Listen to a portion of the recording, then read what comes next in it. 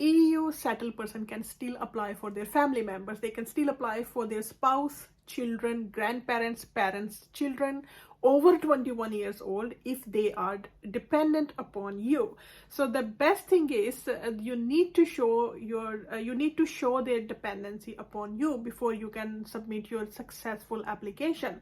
It's me, Barrister Shazia Anjum, with UK immigration 15 years experience, and I have been helping many people like yourself in terms of their UK settlement applications with their successful outcomes. If you want to get any consultation, you can send me direct text message on my personal contact number I have left for yourself for immigrants.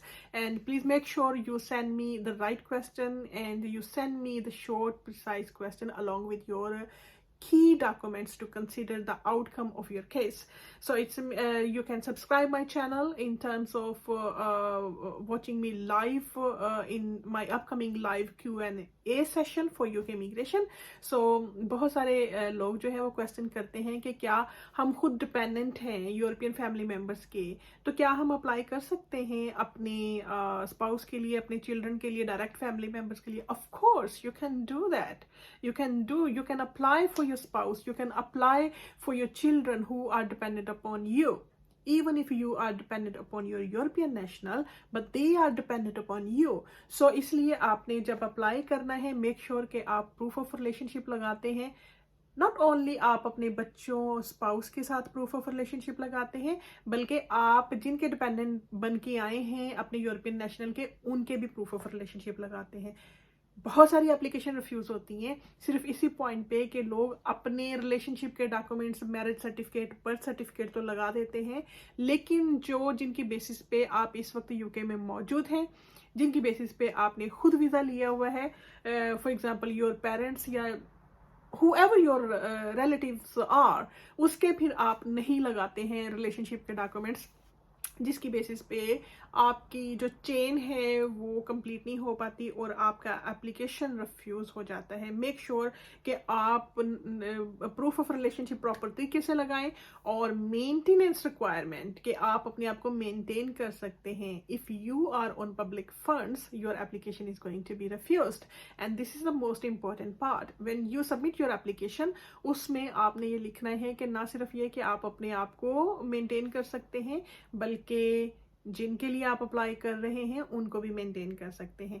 अगर let's suppose आप 2 लोगों को sponsor कर रहे हैं, 2 लोगों को, 2 family members को बुला रहे हैं, तो जितनी मेंटेनेंस आपको अपने लिए चाहिए, प्लस आपको £50 ईच पर्सन एवरी वीक उसमें एड अप करते जाना है.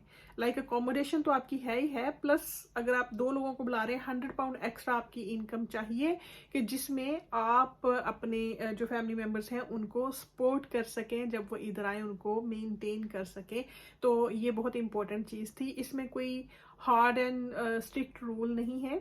इसमें आपने जनरल कैलकुलेशन करनी है. जनरल कैलकुलेशन में जिसमें इट डज मेक सेंस कि आपके पास इतने इनफ मेंटेनेंस फंड्स, कुछ सेविंग भी मौजूद होनी चाहिए.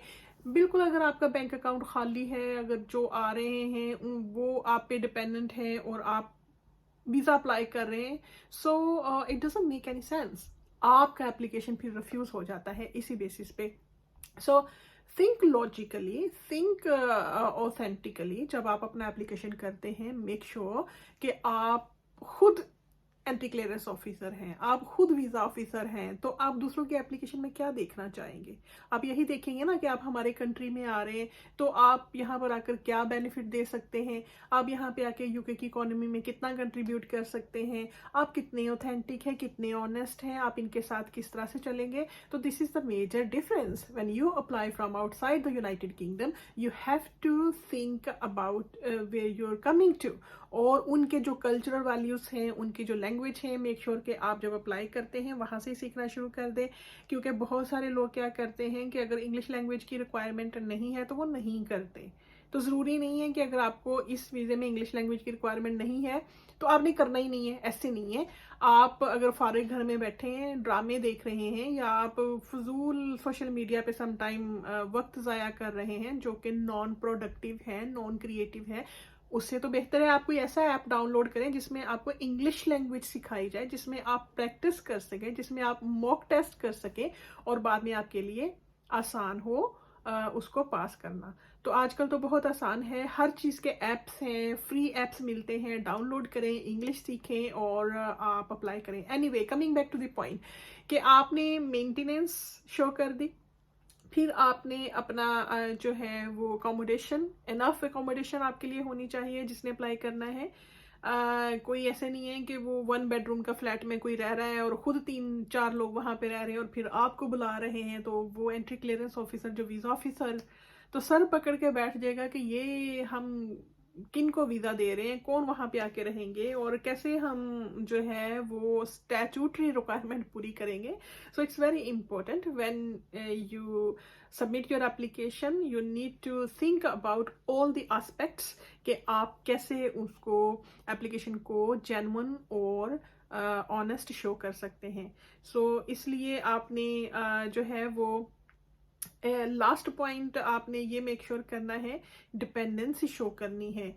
जिनका आप अप्लाई कर रहे हैं वो आप पे डिपेंडेंट है, इमोशनल डिपेंडेंट है, आपकी उनकी चैट होती है, आप उनके डिसीजन मेकिंग में अमली तौर पे हिस्सा ले रहे हैं। अगर आपके बच्चे हैं और स्पाउस हैं तो आपकी जो है वो कम्युनिकेशन कैसे हो रही है, वो आपकी कितनी इमोशनल अटैचमेंट है, ये चीज़ें प्रूव करना बहुत ज़रूरी होता है। और इन्हीं चीज़ों से आपकी एप्लीकेशन स्ट्रेंथन होती है, क्योंकि अगर आप सिंपल बस कागज़ों का एक बंडल बनाया, वीज़ा ऑफिसर के सर पे मारा, ये लो हमारी एप्लीकेशन, आप इसको अप्रूव करें, तो at the end of the time क्या होता है, वो रिफ्यूज़ल लिखते हैं, वो उठाते हैं, वो आपके सर पे मारते हैं और आप सर पकड़ के बैठ जाते हैं कि इसके तो अपील ग्राउंड्स भी अब बनने मुश्किल हो जाएंगे। तो इसलिए जब आप कोई एप्लीकेशन करते हैं, मेक श्योर कि आप उस एप्लीकेशन के अंदर लीगल ग्राउंड्स जरूर लिखें कि आप किस ग्राउंड के तहत आपका एप्लीकेशन होना चाहिए, कौन सा लीगल ग्राउंड्स है जो आपके एप्लीकेशन को सपोर्ट करता है। क्योंकि अगर आप जाएं तो उसमें अगर आप यूरोपियन डिपेंडेंट की एप्लीकेशन कर रहे हैं तो आप उसमें उसी हिसाब से उसके जो लीगल ग्राउंड्स है उसको ड्राफ्ट करेंगे और उसके साथ उसकी एविडेंस लगाएंगे और एक लिस्ट ऑफ डॉक्यूमेंट्स बना लेंगे।